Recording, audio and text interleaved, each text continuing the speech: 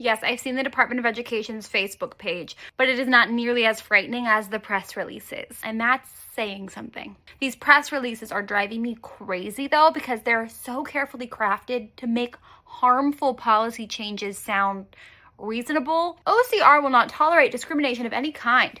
OCR is the Department of Education's Office of Civil Rights. Like, this whole thing is just turf shit over and over and over. And so is this one. This is what I mean by they are in the walls of the Department of Education. Like, the Office of Civil Rights is using non-discrimination language to justify discrimination. It's crazy. Education freedom ensures that a child's opportunity to access a high-quality education and pursue the American dream is not determined by his or her zip code. They're ignoring the fact that they're proposing vouchers. Vouchers don't magically teleport kids to private schools in different zip codes. They don't cover the full cost of tuition. They don't include transportation to get to and from schools. And also, zip codes shouldn't matter in the first place.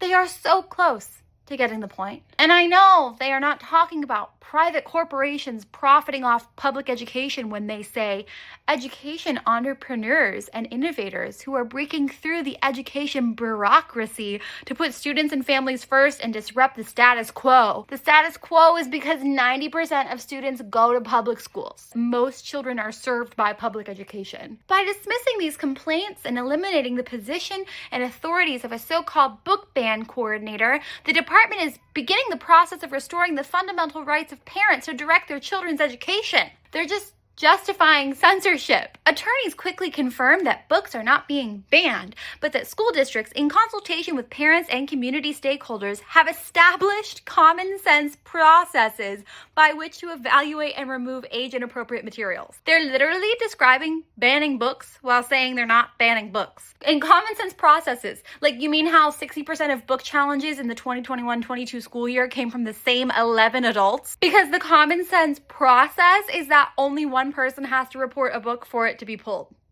Okay. And eliminate harmful diversity, equity, and inclusion initiatives. The department works to end discrimination based on race and the use of harmful race stereotypes both within the agency and throughout America's education system. This contradicts established research showing that DEI initiatives improve educational outcomes. Ending discrimination based on race is implying that policies meant to address discrimination are actually discriminatory themselves. Let me break down how this language is actually so Darvo-coded.